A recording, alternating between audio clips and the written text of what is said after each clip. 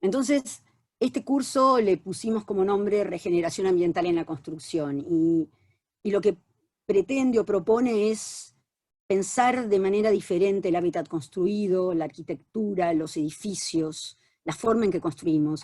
La verdad que es una mirada distinta que lo que busca es pensar distinta nuestra relación con la naturaleza, con los ciclos de la naturaleza, con los tiempos, empezar a integrar estos procesos de una manera más blanda, más de acompañamiento, y sobre todo es una mirada que se basa en el sentido común, se basa en entender las prioridades de cada lugar, lo que es posible, lo que no es posible, lo que corresponde, lo que no corresponde, que no requiere grandes aportes tecnológicos ni económicos, sino, de nuevo, sentido común. Repensar nuestros paradigmas, repensar nuestras posibilidades, nuestras prioridades, siempre de este contexto que creo que este momento en ese sentido nos ayuda bastante, de vernos como parte de la naturaleza y no como algo ajeno o algo que viene a imponer todo el tiempo sus condiciones. Para ponernos un poco en tono y muy rápidamente les paso 2 diapos con un poco la situación de contexto, que muestra por qué la construcción, los edificios, el hábitat, tiene tanta relevancia con esta mirada nueva que proponemos distinta sobre el ambiente. Básicamente porque es el sector que más consume energía. En la Argentina en particular, como se ve en el primer recuadro, el 33% de la energía para usos finales se destina a edificios. El 38% de los gases de efecto invernadero, el 12% del agua potable, 40% de residuos, y estos son números muy globales, muy generales, que pueden variar de país a país, pero sí nos muestran que el impacto de la construcción en todo su ciclo de vida, desde el momento que extraemos las materias primas hasta el momento en que lo demolemos, tiene un impacto muy grande sobre el ambiente. Y fíjense que inclusive tiene un impacto mayor que otros sectores que nosotros naturalmente reconocemos como de gran impacto ambiental, como por ejemplo el transporte o la industria, ¿sí? En la República Argentina, el sector edificios consume más energía y también genera más gases de efecto invernadero que, por ejemplo, el transporte o la industria. Y ahora les paso esta otra diapo, que es el balance de gases de efecto invernadero de la ciudad de Buenos Aires. Ustedes disculpen que muchas de mis imágenes van a estar directamente relacionada con la Argentina o con Buenos Aires porque es el entorno en el que me muevo, pero siempre veamos que estas cosas tienen un reflejo y pueden mirarse desde la óptica de otras regiones también. Pero en Buenos Aires, la medición del inventario de gases de efecto invernadero, fíjense, las barritas, la de abajo, la celeste, dice energía estacionaria residencial. Ese sector es nuestras casas, las viviendas de cada uno de nosotros. Ese sector es el que más gases de efecto invernadero emite en la ciudad de Buenos Aires, más que el transporte, como les decía, y si sumamos la industria, digamos, la construcción y los edificios comerciales o institucionales, van a ver que el aporte a la generación de gases de efecto invernadero de todo nuestro sector es inmensa.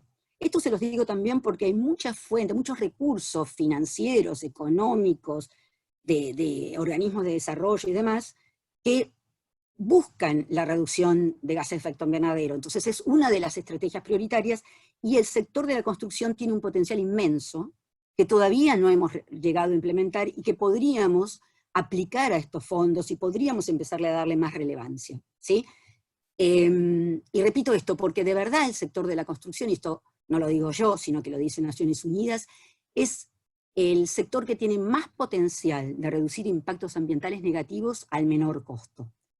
Debemos aprovecharlo, creo que esta oportunidad de cambiar paradigmas y visiones de desarrollo nos da a todos, no solamente los que construimos o diseñamos, sino también los que elegimos dónde vivir, los que tenemos una inmobiliaria, los que somos promotores, bueno, cualquiera que elige la casa donde va a vivir, tiene un enorme potencial de transformación en este sentido. Bueno, entonces, digamos, los títulos que yo quisiera compartir los agrupé en estos 4 bloques. Están interrelacionados, la verdad que podríamos haberlo armado distinto, y se solapan además en muchas circunstancias, pero creo que nos permiten describir algunas de estas estrategias y propuestas y visiones y las voy detallando rápidamente, y de nuevo, disculpen que es por ahí un paneo de cosas, y como ya les dijimos, después las vamos a desarrollar más en el curso, pero quería tirarles las ideas como para que tengamos una base para discutir y para entender esta cuestión de las prioridades. La primera es el reconocimiento de los sistemas naturales, después valorar los procesos circulares dentro de estos sistemas naturales, la puesta en práctica de estas R's que tantas veces ya hemos conocido: reducir, recuperar, reutilizar, reciclar, y finalmente, y no menos importante, la incorporación de diseños bioclimáticos en todas las etapas de la construcción, o por lo menos en los procesos de construcción. Vamos con la primera. Reconocimiento de los sistemas naturales. Fíjense que acompaño esta definición con una imagen de las distintas cuencas de los arroyos que surcan Buenos Aires. Con esto lo que quiero ejemplificar es que cuando decimos esto de reconocer, lo que queremos es manifestar o entender que siempre estamos operando sobre un territorio, que existe un sistema natural que está atrás de cualquier obra que nosotros propongamos, de cualquier intervención sobre los territorios. Y este sistema que está atrás tiene una lógica y tiene una interrelación con las decisiones que nosotros después tomamos. Quiero aclarar también en este punto que como nosotros estamos trabajando sobre un territorio, hay un carácter intrínsecamente interdisciplinario de todo lo que tenga que ver con la construcción cuando la pensamos desde de una manera regenerativa. Porque claramente necesitamos el aporte de distintas ciencias, de distintas miradas, que no tienen que ver solo con la construcción, la ingeniería, la arquitectura, sino también con los conocimientos en biología, en hidrología, en geografía, en ciencias ambientales, ecología en general. O sea que la primera cuestión, cuando hablamos de regeneración, es pensar de manera interdisciplinaria, cosa que, hablo por lo menos desde mi profesión, muchas veces nos cuesta. Tendemos a trabajar solos y a priorizar la mirada sectorial sobre las cuestiones relacionadas con lo construido. Esta mirada o esta relación diferente con el territorio incluye, por ejemplo, reconocer y acompañar con nuestras decisiones de diseño los ciclos del agua. Perdóname que no te escuché. ¿Estamos, sigo? Decía que, por ejemplo, acompañar los ciclos de agua. Y esto es un ejemplo, pero me parece que es muy interesante para entender lo que estamos queriendo decir. Por ejemplo, yo trabajo en una ciudad, entiendo mi territorio, entiendo mis desniveles, entiendo mis cuencas, puedo proponer soluciones blandas que permitan la retención de agua de lluvia, puedo proponer espacios en donde yo modere la llegada del agua de lluvia a la red, el desagüe, cuando hay, por ejemplo, precipitaciones intensas, puede haber espacios que sean un buffer, un colchón, que reduzcan el impacto y que por ahí tengan otro uso en otros momentos. Esa es otra cuestión, la diversidad, la flexibilidad. Puede ser un área verde, está generalmente distribuida dentro de la ciudad, se organiza según las cotas de nivel, según el territorio natural, ¿sí?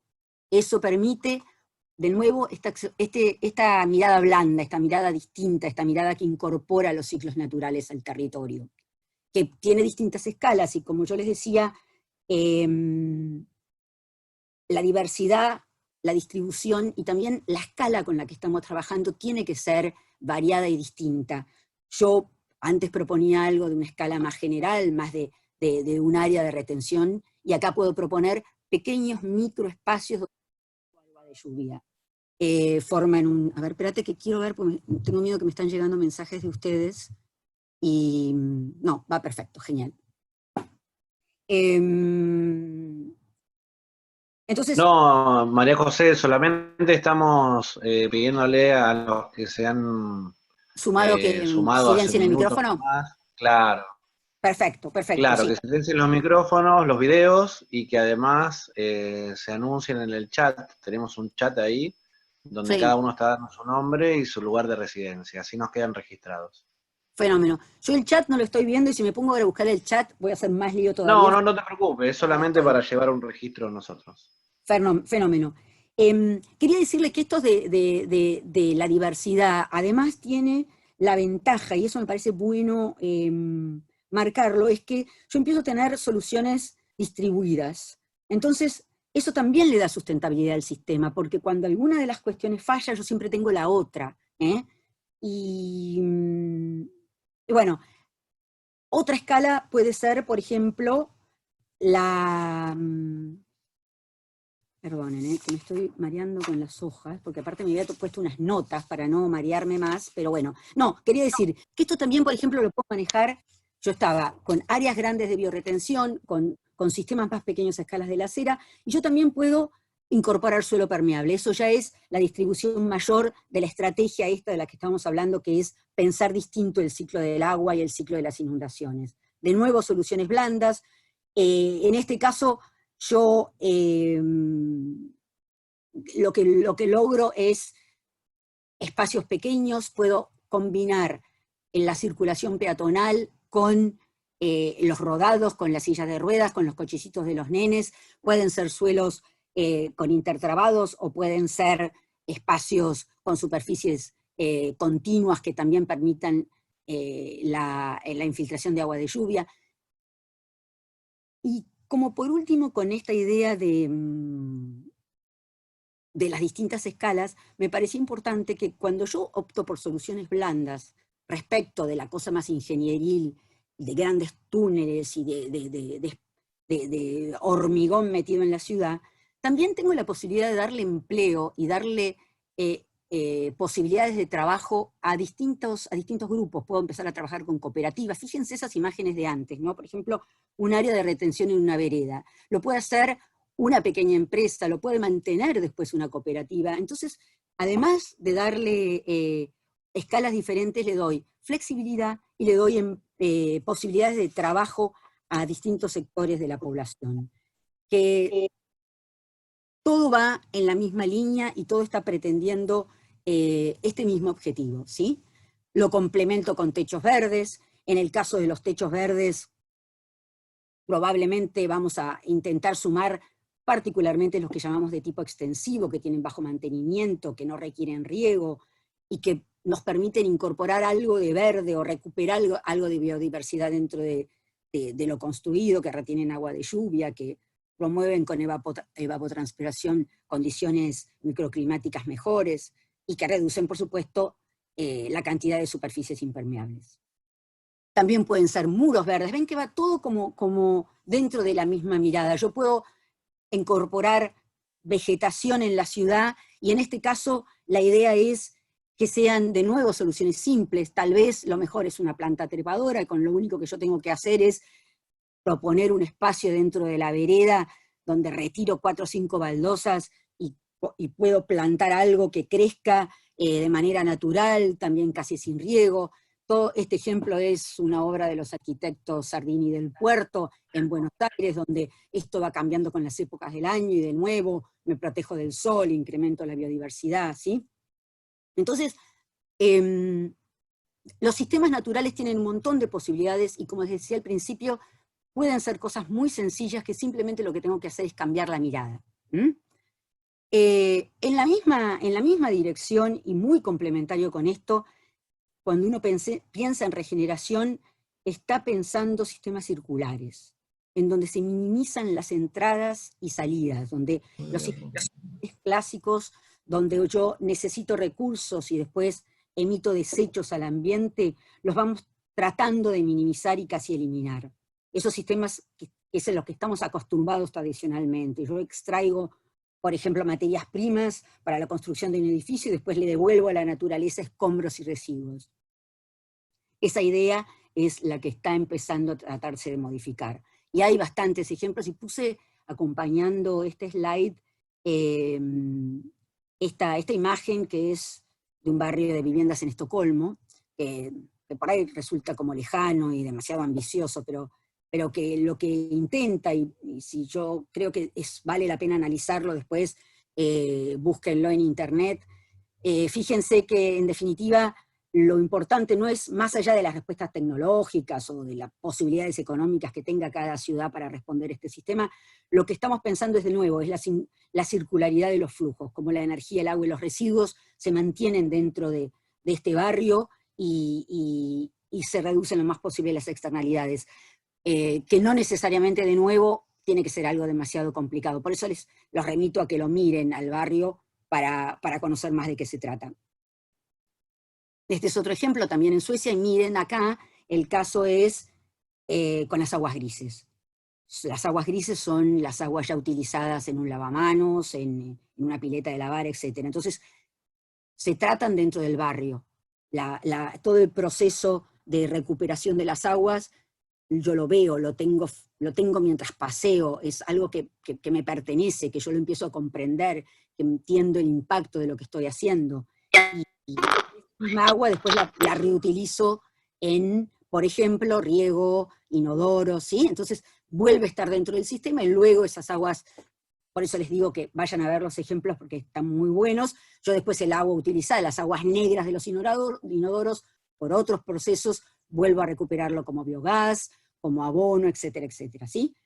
No necesito impactar sobre el ambiente natural con el proceso, con los ciclos del agua. Esto se puede aplicar también en los alimentos, en cómo yo produzco los alimentos. De nuevo, los alimentos los genero donde los voy a consumir, entonces reduzco muchísimo los requerimientos de transporte.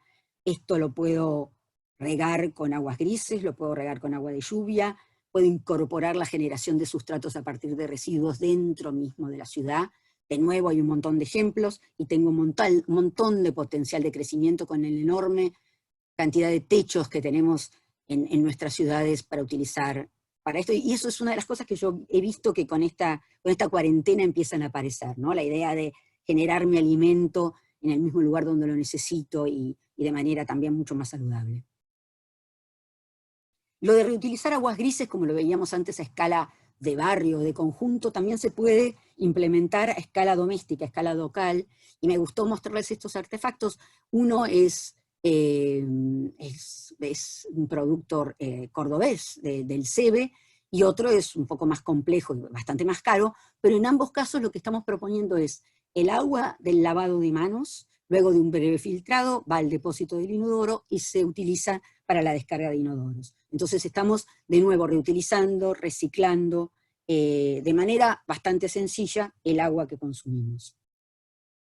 Con el agua de lluvia también hay un montón de potencial, y también es sencillo y puede ser muy económico. Puedo utilizar tanques enterrados, o puedo usar sistemas acoplados a nivel 0,0, donde yo recolecto el agua de lluvia de mis techos, como esa joven alemana muy contenta, ese es Graf, que te vende todo el sistema. Acá también en la Argentina hay empresas que ya nos venden todo el sistema para conectar a nuestra descarga pluvial.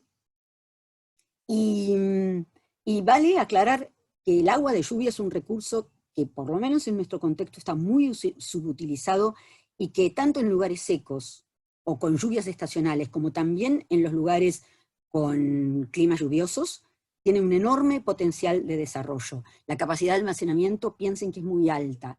Calculen que un milímetro de lluvia caída sobre 1 metro cuadrado de techo representa 1 litro de agua. Esa cuenta sencilla se la hago hacer siempre a mis alumnos para que estudien una lluvia promedio de la ciudad en donde están y analicen el potencial de almacenamiento de agua que consiguen con los techos con los que cuentan. Podemos restarle un porcentaje que se evapore y demás, pero la capacidad de acumular agua y de juntar esa agua para otros usos es muy grande, y de paso evitamos que esa agua de lluvia llegue a la red y en muchas condiciones genere potencial inundación. Otro recurso que tampoco utilizamos suficientemente y que es muy sencillo, y se ve en este ejemplo del edificio del estudio COSAC acá en Buenos Aires, que justamente es el ejemplo que visitamos en el video que acompaña el curso, porque tiene muchas estrategias bioclimáticas y de regeneración incluidas en su edificio. Yo colecto todo el agua de condensado de aires acondicionados con un sistema muy sencillo de cañerías, y lo mando como riego para el jardín que está en el fondo, en el pulmón de la manzana. Ni siquiera necesito almacenamiento, porque en general cuando más se usan los equipos de aire acondicionado son también en los momentos de más calor, con lo cual el riego en ese momento puede ser un recurso interesante para la vegetación con la que contamos, o si quiero la puedo almacenar, pero fíjense que es muy sencillo y minimizamos los requerimientos de agua potable para un uso como este. Y de nuevo, fíjense, yo un año puse a mi hijo a juntar en un balde el agua de condensado del aire acondicionado y es un montón. Finalmente, los sistemas de generación de energía in situ, tanto fotovoltaica como energía solar térmica, nos brindan montones de posibilidades, según las condiciones de radiación solar de cada localidad y maximizando con un buen diseño el acceso a sol. La verdad que puedo obtener tanto calor como electricidad del sol en el mismo lugar donde yo lo necesito, donde están los consumidores, y con la generación distribuida y local logro no solo reducir riesgos, también reduzco la dependencia, los costos de traslados, etc. Entonces es otra estrategia que va en esta línea de los procesos circulares. Puede ser, como veíamos antes, en edificios, uno de los edificios que veíamos antes es la legislatura en la Ciudad de Buenos Aires, o puede ser este ejemplo que a mí me pareció bastante interesante por esta idea de cerrar el circuito, ¿no? Yo genero la electricidad que voy a utilizar en el auto que está estacionado abajo, mientras yo estoy, por ejemplo, trabajando, y además el sistema fotovoltaico me permite sombreado de una superficie que si no acumularía calor y produciría, por ejemplo, el efecto de isla de calor urbano.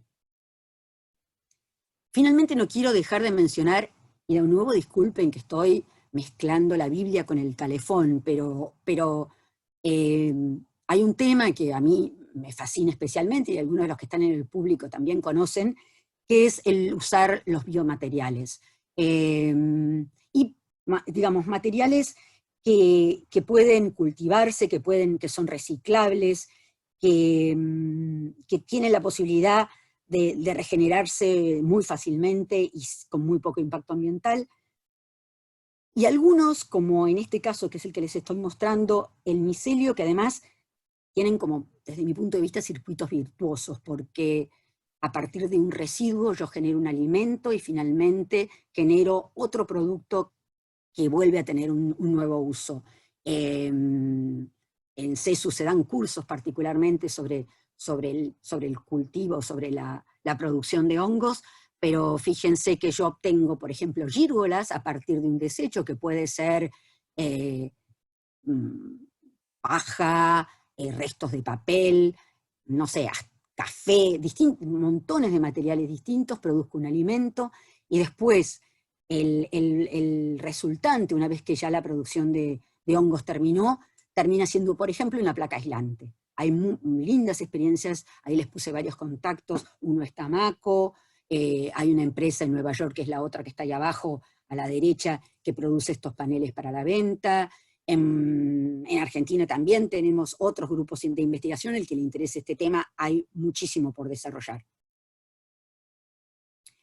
La tercera estrategia, la tercera pata, es la de las famosas R's, ¿no? Reducir, recuperar, etcétera, que en el sector de la construcción hay mucho para hacer y mucho para poner en valor.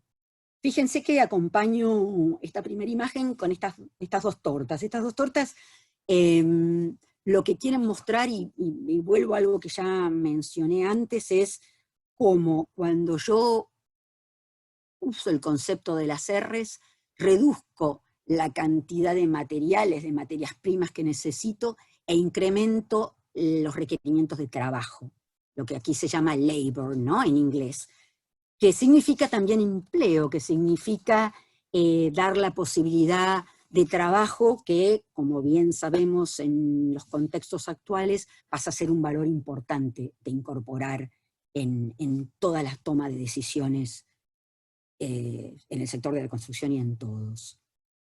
Recuperar es, por ejemplo, recuperar edificios existentes. De nuevo un ejemplo de Buenos Aires, las ex bodegas Giol, en general pueden ser edificios, pueden ser terrenos, pueden ser sectores urbanos, en general suelen ser antiguas áreas de logística, con suelos contaminados, que necesitan ciertos procesos y que además están ubicadas en áreas centrales, en áreas bien conectadas, que nos permiten además reducir la cantidad de tierras vírgenes que vamos a utilizar. O sea, yo recupero áreas, reduzco la cantidad de residuos porque no demuelo, reduzco los traslados, reduzco los transportes, ¿sí? Reduzco los requerimientos de materiales o de materias primas. Me gusta este ejemplo porque además este edificio después se convirtió en la sede del Ministerio de Ciencia y Tecnología, o sea, como que además fue un uso que me parece como significativo e importante destacar. Además de recuperar edificios para nuevos usos, puedo recuperar partes de edificios, puedo usar alguna parte para el mismo uso o para un uso nuevo. El ejemplo que les puse aquí a mí me parece muy interesante, es un estudio en Dinamarca que se llama Lendager, y la idea que utilizan es lo que ellos llaman upcycling, que quiere decir no solo reciclar, sino darle mayor valor a lo que vamos a generar a partir de nuestra intervención. Al que le interese más, métanse en su página. Lo que ellos hacen es cuando descubren un edificio que está por ser demolido, lo visitan y empiezan tipo como caranchos, entre comillas, pero caranchos bien, a ver qué pueden recuperar de eso y cómo. Entonces ya le buscan un destino y hacen estos procesos que, a partir básicamente del diseño, el sentido común y la belleza, le empiezan a dar un nuevo uso a algo que ya existía. Un ejemplo local, que para mí va en la misma línea, es el caso de los bloques tricapa de cementos producidos acá en Buenos Aires por un equipo de investigación y aplicados también en el edificio que yo les conté antes que visitamos en el curso, que es, en este caso, bastante más sencillo. Es, bueno, yo recupero los cascotes de demolición de la obra, más EPS post-consumo, que puedo, por ejemplo, recuperar de un hospital, de los mismos embalajes con los que llegan productos a la obra, etcétera, etcétera, o por algún tipo de sistema de recolección, y fabrico un producto nuevo. Lo fabrico in situ, de nuevo, no requiero transporte, no requiero casi materias primas, y tengo un producto para aplicar en mi obra. También lo pueden conocer y pueden buscar más información. La reutilización de materiales, en algunos casos, requieren también de cierta ductilidad, requieren de nuevo, como les decía antes, de usar el sentido común y el diseño, y a veces de pensarlos originariamente según el destino original, pensándolo para que después eso se pueda reensamblar, se pueda reutilizar con el menor costo posible. Puedo recuperar una carpintería y volverla a usar en el mismo edificio en otro, puedo tomarme unas cuantas cervezas y después hacer una pared, puedo, como en el último ejemplo de las barandas, recuperar lo que primero fue un cartel de señalización vial para armar unas barandas de escalera. Bueno, espero que estén bien. Yo no sé cómo voy con el tiempo, pero me queda bastante bien. Quería destinar unas cuantas diapos a esta última idea o esta última cuestión que para mí es muy importante. Miren que tiene que ver con el incorporar diseño bioclimático a las construcciones. Yo creo que habitualmente tendemos a empezar por las soluciones tecnológicas más complejas y olvidarnos de lo más sencillo, que es pensar el lugar donde estamos y cómo respondemos al clima donde estamos. El ejemplo que puse para acompañar esta primer diapo es el Sanatorio Finoquieto del estudio Alvarado Fonti Sartorio, que también lo vamos a volver a ver en el curso para los que me acompañan en esa etapa, que tiene un montón de cuestiones. Tiene cuestiones más complejas de tecnología, de geotermia, de energía solar, de recupero de aguas grises, etc. Pero también piensa las fachadas de acuerdo a la orientación en donde están. Decide dónde pone aleros, dónde pone aventanamientos, cuestiones muy básicas que no tienen costo y que son, básicamente, perdonen que repita palabras, de sentido común. Lo que nos pasa es que este sentido común, que durante miles de años la humanidad la incorporó en los procesos de habitar, a partir de más o menos la década del 60 del siglo pasado, resultó que empezamos a tener energía barata y apareció el amigo aire acondicionado y ya empezamos a poder construir cualquier cosa en cualquier lado, hacíamos la misma caja de vidrio en el clima cálido como no sé, en la Argentina, en la Patagonia. Total, con energía podíamos solucionar o reemplazar todo lo que no habíamos pensado inicialmente en nuestro diseño. El frío y el calor lo combatíamos o lo resolvíamos a partir de consumir energía. Consumir energía que de verdad pasa a ser un derroche importante.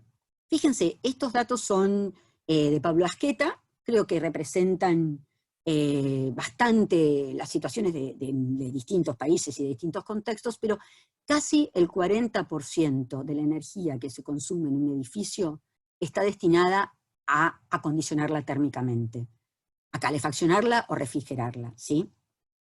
Eso es, yo diría que casi en un 100% mal diseño.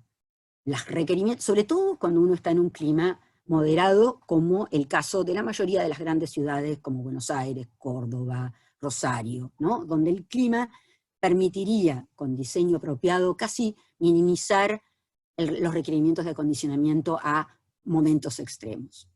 También destacamos el agua caliente, porque con agua caliente, con colectores solares, con energía solar, también podríamos reducir o hacer un aporte muy grande a reducir ese factor. Los artefactos eléctricos, tal vez, y la iluminación artificial tienen un poco menos impacto, pero no tanto, sobre todo la iluminación, cuando uno puede reemplazarla por iluminación natural, como vamos a ver un poquito más adelante. Entonces, ya los edificios no son lo mismo. No es lo mismo un edificio pensado para un clima cálido y húmedo que un edificio pensado para un clima seco, ¿sí? Empiezo a tener una riqueza mayor, empiezo a responder al clima con soluciones que además me dan diversidad, me dan creatividad, uso los materiales locales, reconozco los modos de vida de cada lugar, y de verdad que lo que requiere de nosotros es básicamente lápiz y ganas, no más que eso, para obtener resultados súper interesantes. Puse esta otra diapo que por ahí está un poco tirada de los pelos, pero que me parece que sirve para entender de verdad el impacto de las decisiones de diseño, en este caso simplemente del arbolado, o de la sombra, o la combinación de la evapotranspiración de los árboles con la sombra. Fíjense, es una calle en la ciudad de Tucumán, de hecho son dos calles, una calle con árboles y otra calle sin árboles. Y lo que hizo este equipo de investigación fue medir las temperaturas superficiales. Fíjense cómo, por ejemplo, la temperatura de la calle, en un caso donde yo pensé y resolví colocar árboles para sombreado, baja en 30 grados la temperatura de esa superficie. Entonces, luego, ese calor que tiene esa superficie se va a distribuir en las ventanas. Yo voy a querer abrir a las 6 de la tarde mi ventana en Tucumán y en vez de aire fresco voy a tener el aire caliente de esa calle sobrecalentada, ¿entienden? O sea, como cosas muy pequeñas empiezan a tener un impacto muy importante sobre las condiciones de confort posteriores y también los requerimientos en consumo de energía.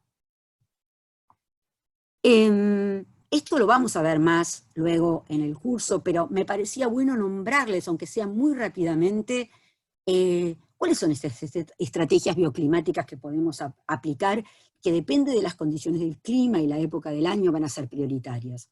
Una es la protección solar, obvio. Son cosas que, además a mí me parece que ahora, con esto de la cuarentena, por ahí las podemos vivenciar un poco mejor, cada uno en su casa, ¿no? Como cuando entra el sol por la ventana y hace calor, la situación se torna rápidamente en aumentos de temperatura, en disconfort, como al contrario, cuando hace frío y yo puedo disponer de un espacio bien asoleado, las condiciones de confort cambian. Digamos. De nuevo, son conceptos muy básicos que cualquiera cuando va a la playa las entiende, pero que después cuando diseñamos nuestros edificios, de alguna manera, se nos olvidan y no los tenemos en cuenta.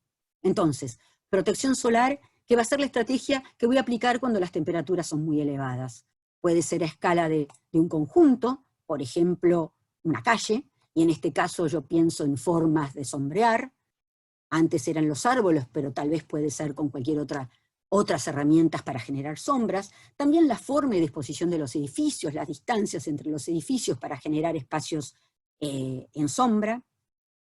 O escala de los edificios, aleros, protecciones de distinto tipo, persianas. Un ejemplo es el de la izquierda, la Fundación Holcim en Costa Rica, a la derecha un proyecto en Barcelona de viviendas sociales, elementos que pueden estar fijos, que se pueden mover, y que de nuevo me dan una enorme riqueza y capacidad de creatividad para las fachadas, sobre todo de los edificios que estamos desarrollando. Siempre decimos que un edificio que tiene las 4 fachadas iguales, algo raro tiene. Eso decimos los que somos bioclimáticos en general. La otra estrategia, o la opuesta, o tal vez complementaria, es la de ganancia solar. En las condiciones frías o en las épocas del año en donde requiero aumentar la temperatura de los espacios tanto exteriores como interiores, el sol es un recurso impresionante. Es un recurso que también conocemos, porque de hecho caminamos por una vereda a la otra en la ciudad según las condiciones climáticas, y que deberíamos empezar a pensar de aplicar en nuestros edificios, en nuestro diseño urbano, en la distancia entre los edificios, en dónde ponemos las ventanas, en dónde planificamos los espacios exteriores. Este ejemplo que les puse acá es Bedsted en Londres, también es interesante para conocer, es un proyecto que ya tiene más de 10 años de vivienda de interés social que incorpora un montón de estrategias, algunas complejas y caras y otras bastante sencillas y de sentido común, como por ejemplo esto, la distribución de los volúmenes, la forma de los techos, la disposición de los espacios exteriores y demás. Para maximizar en un clima como el de Londres, que es frío, la ganancia solar en los pocos meses y épocas del año donde ese sol está disponible. Otro ejemplo en Bariloche, la casa de Noé Treves, que en este caso tiene muros Trombe y es una tecnología un poco más compleja, pero de vuelta, en un clima frío yo quiero maximizar la ganancia de sol. Otra estrategia relacionada con el clima, por ahí menos sencilla de entender, pero que también la sufrimos y la conocemos de nuestra experiencia cotidiana, es la protección de los vientos. El viento en algunos momentos es un beneficio inmenso, es algo que nos permite refrescarnos, que nos permite estar más confortables, y en otros casos nos morimos de frío, produce disconfort, o como este pobre señor, se nos vuela el paraguas. Y por eso, cómo diseñamos impacta sobre esto. Por ejemplo, en esta imagen les estoy mostrando una torre de gran altura en un contexto urbano. Una torre de gran altura que produce aceleración de vientos, que produce un fuerte impacto de viento sobre sus propias fachadas, ¿no? Como el viento y la condición de los edificios y de los entornos de esos edificios frente al viento empieza a tener un impacto muy grande en las condiciones de confort y en los requerimientos de consumo de energía. Si esta es una ciudad fría, el incremento de la velocidad de viento produce mayores pérdidas de calor por infiltración, por condiciones de disconfort en el espacio público, etcétera, etcétera. Pero por otro lado, como habíamos dicho, y como bien conoce cualquiera de los que viven en climas cálidos y húmedos, y nosotros en Buenos Aires también, en los periodos en los que hace calor, sobre todo cuando hay mucha humedad, el refrescamiento, el movimiento de aire, nos permite estar más confortables. En esta cuarentena fue algo que también pudimos experimentar, ¿no? Cuando estamos en nuestras casas, si nosotros tenemos la posibilidad de abrir una ventana y que entre aire fresco, nos vamos a refrescar y vamos a mejorar las condiciones de confort naturalmente. Para eso también necesito planificar no solo el contexto urbano en donde estamos, sino también el diseño y disposición de nuestras aberturas. El ejemplo de Le Corbusier en el pabellón de Marsella puede aportar en ese sentido. Fíjense cómo orienta las ventanas, los espacios exteriores semicubiertos en donde tengo sombra y además permite el movimiento del aire, favorecen el confort de manera natural.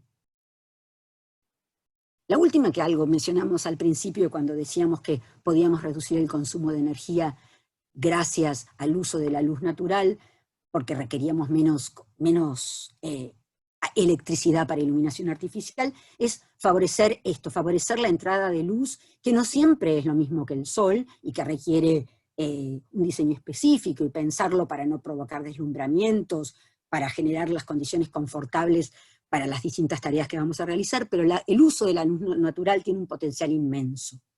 Y de nuevo creo que hay un montón de cuestiones que no son dinero, como en este ejemplo, en uno de los aeropuertos de Londres, donde es una enorme sala de espera. No da cierta nostalgia ver estas imágenes, bueno, perdón, me fui. Donde gracias a iluminación natural, a las aberturas en el techo, minimizo los requerimientos de luz artificial enormemente. O soluciones bastante más complejas y más tecnológicas, como la sede del Parlamento alemán en Berlín, del estudio Foster, donde este objeto lleno de espejos permite maximizar la luz natural que entra a la sala de sesiones, en un contexto donde además la luz natural es muy requerida. Bueno, en todos los contextos la luz natural tiene enormes beneficios sobre la luz artificial, porque por ahí no sé si lo dije suficientemente, pero las estrategias bioclimáticas no solo nos ayudan a reducir el consumo de energía, sino que también nos hacen sentirnos mejor, de maneras más confortables, porque nuestro cuerpo reacciona mucho mejor a las adaptaciones naturales frente a los equipos artificiales o la luz artificial. Cualquiera que estuvo 5 horas adentro de un shopping me va a dar la razón. Estos shoppings cerrados, por supuesto. Y la última, que no quiero dejar de mencionar, que es una estrategia bioclimática, pero que creo que aplica a muchos ejemplos, es pensar la calidad de los envolventes. Cómo diseñamos nuestros edificios, cómo diseñamos las paredes, los techos, los pisos, los aventanamientos, para minimizar las pérdidas y ganancias de calor a través de ellos. Para los que no son arquitectos, constructores, maestros mayores de obra, ingenieros, quiero solamente tirarles este concepto que se llama transmitancia térmica. Transmitancia térmica es la capacidad que tiene un material de transmitir energía, en este caso calor, de un lado al otro de ese material, algo así, ¿no es cierto? Y quiero que miren los numeritos que acompañan a cada uno de los 3 productos que están en esas imágenes. El primero es la lana de vidrio, podría ser, hay montones de materiales de ese tipo, como algunos materiales naturales inclusive, como por ejemplo el micelio que les mostré al principio, ¿no? Materiales que tienen capacidad aislante térmica. Esos materiales tienen un valor K, que es esto, que es transmitancia térmica, muy bajo, ¿ven? 0,70 según el espesor, 0,35, ¿sí? Una pared de ladrillos de 30, ¿no? Uno diría que buena la pared de ladrillos, tiene un K, una transmitancia térmica de 1,8, ¿sí? Y un vidrio común, un vidrio float de 6 milímetros, tiene un K, o sea, una transmitancia térmica de 5,7. ¿Eso qué quiere decir? Que un vidrio común, de esos que ponemos en nuestras casas y que vemos tantos en las fotografías de todos los barrios de nuestras ciudades, es 5 veces más transmisor del calor que una pared común de ladrillos, ¿no? Y una pared de 30, ¿sí? Eso quiere decir que no todos los materiales se comportan igual, y que hay algunos materiales que tienen una capacidad de transmitir calor muy alta, y por eso también generar condiciones de disconfort mucho más acentuadas, ¿sí? Es por eso que el aislamiento térmico empieza a ser tan importante. Y muchos de los que están acá son, bueno, algunos son docentes como yo, y lo hemos repetido hasta el cansancio. Antes de empezar a pensar subdivisiones complejas, cosas raras, aislemos bien nuestros edificios. En nuestro contexto eso, y no sé, después ustedes me comentarán, los que son de otras ciudades, pero hay muy poca conciencia sobre la importancia de aislar. Cuando vemos las fotografías de edificios en otros países, esto no se ve. Ni cuando compramos una casa esto no se ve, ¿no? Pero fíjense, la foto de la izquierda la saqué en una exposición en Londres hace unos años. Fíjense una pared como es. Además de la pared esa de 30 o más, en este caso es más gruesa aún, tengo una capa aislante de por lo menos 8 centímetros, ¿sí? Los techos tienen aislación térmica. Fíjense los espesores de SPS, ¿sí? Y esta idea del aislamiento térmico también es una potencialidad de recuperación, de reconversión, de regeneración y de generación de empleo. Por eso puse este ejemplo, que es una medianera, en este caso en Madrid, pero fíjense la cantidad de medianeras expuestas a las condiciones climáticas que tenemos en las ciudades y el enorme potencial de mejora en la eficiencia térmica que esas superficies podrían darnos si las aisláramos bien. Acá podemos hablar horas y voy a parar porque me entusiasmo y me vuelvo un poco psicótica. Pero no quiero terminar sin decir algo sobre los vidrios. Entonces, cuando elegimos superficies vidriadas que las necesitamos para favorecer la ganancia solar, la luz natural, las vistas, etc., pensemos soluciones adecuadas. Acuérdense, como dice ahí abajo, el vidrio común tiene una transmitancia térmica de 5,7, depende más o menos, ¿no? Entonces, si yo lo mejoro, si yo uso vidrios dobles, lo que se llama DVH, en distintas condiciones, empiezo a mejorar esas condiciones. Pero aún un vidrio doble, y a veces hay hasta vidrios triples, vidrios cuádruples, hay vidrios muy complejos con distintas soluciones, con tratamientos especiales, con argón, bueno, todas esas cuestiones que además van incrementándose en precio cuando más sofisticado es. Fíjense que voy mejorando, pero un doble vidriado tiene un 3,2 de transmitancia térmica. Y no sé si se acuerdan que la pared de ladrillos tenía 1,8. O sea, las superficies vidriadas son bárbaras, pero con superficies limitadas y teniendo claro que en muchos casos además conviene acompañarlas con areros, con persianas, porque son superficies por las que se pierde y se gana mucho calor, ¿sí? Y combinadas con carpinterías adecuadas, con ruptores de puentes térmicos y demás, todas cosas que por ahí después vamos a ver un poco más en profundidad, pero que está bueno mencionarlas en esta etapa. Y de nuevo, las carpinterías también nos dan un enorme potencial de recuperación y mejora, porque puedo cambiar viejas carpinterías por unas nuevas, o tal vez reutilizar los mismos vidrios que ya tenía, y puse este ejemplo que es un poco complejo, pero que me parece interesante conocerlo, que es el Empire State en Nueva York, que lo que hicieron es montar una planta de recuperación de vidrios, o sea, sacaron todos los vidrios que había, son 6.514 ventanas, los rearmaron como vidrios dobles y los volvieron a colocar con nuevas carpinterías. Todo eso en el mismo espacio, en el mismo lugar. De nuevo, un trabajo de enorme requerimientos de mano de obra. Chicos, yo acá ya casi voy a terminar, pero chicos y chicas, la verdad que lo que se ve a nivel global es que la idea es llegar a edificios que sean cero impacto, que hacia allá vamos, que tal vez en nuestros contextos hay mucho por recorrer todavía, pero que vayámonos preparando, que hay un enorme potencial de trabajo en estas áreas y que el futuro va por acá, sin ninguna duda. Y para terminar, por ahí de nuevo recalcar esto del sentido común, ¿no? Del sentido común, por un lado, para definir cuáles son nuestras prioridades, qué es lo que en cada contexto debemos tener en cuenta, debemos aplicar. Aplicar el sentido común también en cuanto a lo que vemos, digamos, cuestionarnos todo. ¿Es esa la mejor solución? Habría que empezar por ahí.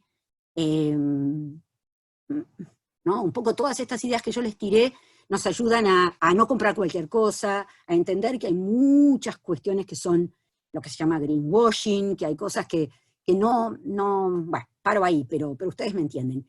Y por otro lado, pensar que lo que construimos hoy va a tener un ciclo de vida de por lo menos 40, 50 años.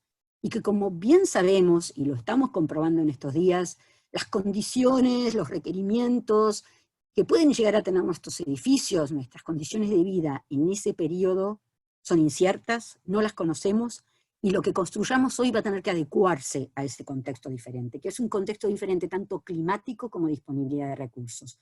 Por lo cual, empezar a pensar un proceso de regeneración, un proceso de modificación de las formas en las que construimos, es recontra importante. Yo espero haberles transmitido esto y haberlos, qué sé yo, convencido y convocado.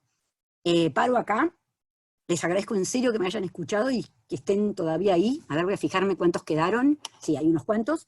Y bueno, abro, no sé, díganme ustedes, consultas, comentarios, estoy disponible. Hola, Majo, María ¿qué tal? José. Bueno, Dale, podemos empezar con las preguntas. Ujú. Acá José Muro pregunta, ¿cómo se evalúa el prejuicio al medio ambiente que generan, por ejemplo, las fábricas de paneles solares, y cómo es la posibilidad de reciclaje de estos cuando se vuelven obsoletos y deben ser reemplazados? Gracias. Mira, yo no soy una experta en energía solar fotovoltaica y hay gente que te puede hablar muchísimo mejor de todo eso. Además, justo creo que, no sé, ahora salió hace poquito esta película nueva de Michael Moore para la polémica. Y es más, acá entre los presentes capaz que hay gente que puede hablar mejor de eso, pero claramente por eso uno tiene que usar el sentido común y tratar de conocer el ciclo de vida, los procesos de producción, el tiempo de uso, de cada una de las elecciones que hacemos. Hay una cosa que por ahí no la dije y la quiero destacar. La energía más limpia, la energía más barata es la que no se consume, ¿ok? Entonces, todo lo que podamos hacer para reducir los requerimientos de energía y de materiales, hay que ir por ahí. Y después empezar a incorporar todo lo otro, porque todo requiere energía y produce residuos y demás. O sea, está clarísimo. Y los paneles fotovoltaicos también. Pero bueno, la solución claramente viene por ese lado. No sé si alguno de los participantes también quiere decir algo. Igual es un debate muy largo que no sé si se amerita en este momento y en estos 5 minutos que tenemos ahora para preguntas. No sé. Acá hay otra pregunta de David Fernández que dice, ¿vale la pena sacrificar la iluminación natural que una ventana pueda ofrecer para colocar una pared de ladrillo, por ejemplo, y que tenga una transmisión térmica más baja? No, yo lo que estaba tratando de decirles es que, por supuesto, hay que usar vidrio y hay que, además hay, y eso por ahí después en el curso lo vamos a ver un poco más, hay distintas formas digamos, de maximizar la luz natural. Es dónde pongo la ventana, cómo son las superficies interiores, cómo tengo la capacidad de reflejar esa luz, ¿no? Hay estrategias más complejas, pero una ventana es luz natural, es vistas, es ganancia solar, o sea que nadie está diciendo que no haya que utilizar ventanas, pero sí que hay que ser conscientes de cómo y dónde las ponemos, y de lo que implica una ventana, y sobre todo también algo que se perdió un montón, que es usar persianas, usar postigos, poder eso en los momentos, porque luz natural, pero a partir de hoy ya son las 6 de la tarde y no hay ninguna luz natural, y lo único que hago es perder calor a través de esa ventana. Entonces, que eso se pueda cerrar de manera manual, de manera automática, depende de la escala de edificio y la disponibilidad de recursos, ¿sí? De nuevo, es el sentido común. No es un enorme paño de vidrio con cualquier orientación y un blackout. Esos sistemas, que es lo que más se usa, la verdad que no tienen ningún beneficio ambiental, sino es pura pérdida y ganancia de calor y disconfort.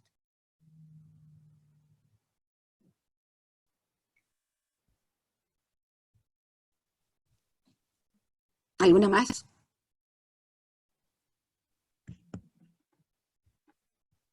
Luz, ¿me parece que los perdí? ¿O estás? No, ¿cómo te escuchamos? No. Te escuchamos. ¿Me escuchan? Y a ver, ¿hay más preguntas?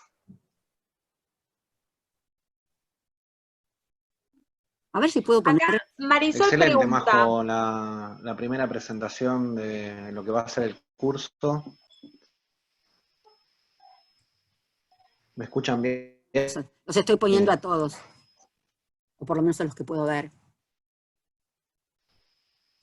Muchas gracias en serio por estar. Hola Enrique, hola Susana, hay un montón de gente, gracias por... Hola Sonia, me gusta muchísimo, hola Susana Mullman, saludo a los que conozco más personalmente, pero la verdad que les agradezco a todos que estén, y bueno, nada, no sé si llegué a la diapo donde estaba mi mail, pero consultas, comentarios, yo digo las cosas muy enfáticamente, pero no necesariamente tengo la verdad.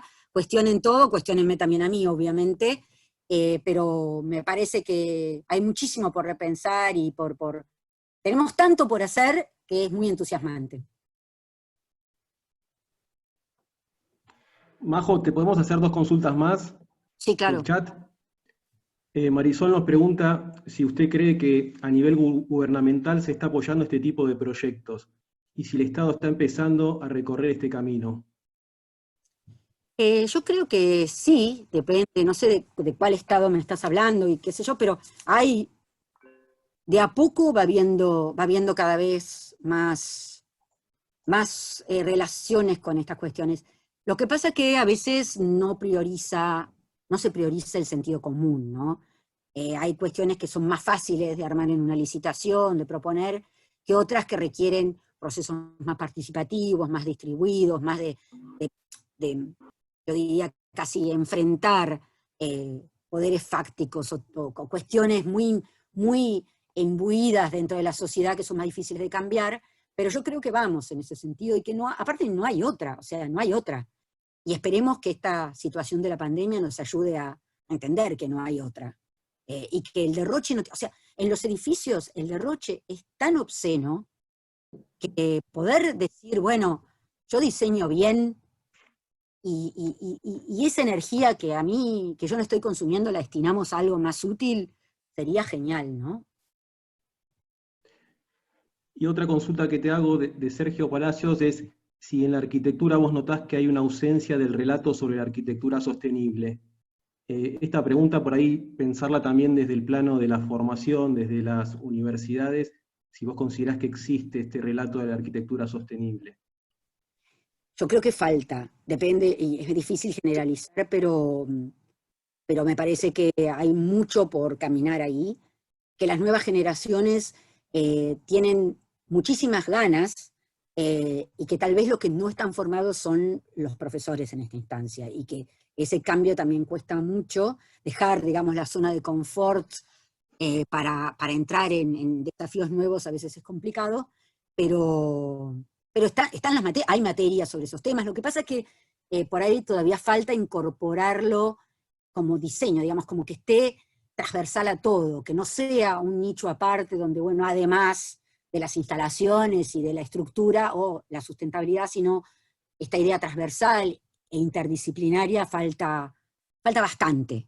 Pero también yo creo que vamos para ahí y que está en todos nosotros empezar a machacarlo y ponerlo. Y de nuevo, los chicos jóvenes, yo en clases en varias facultades, los chicos jóvenes van como tromba, les encanta y lo entienden y lo empiezan a implementar, inclusive a cuestionar a sus docentes cuando les hacen hacer un plano que ni siquiera figura dónde está el norte, que no sé, pero no sé si todavía sigue pasando, pero me parece que sí, ¿no?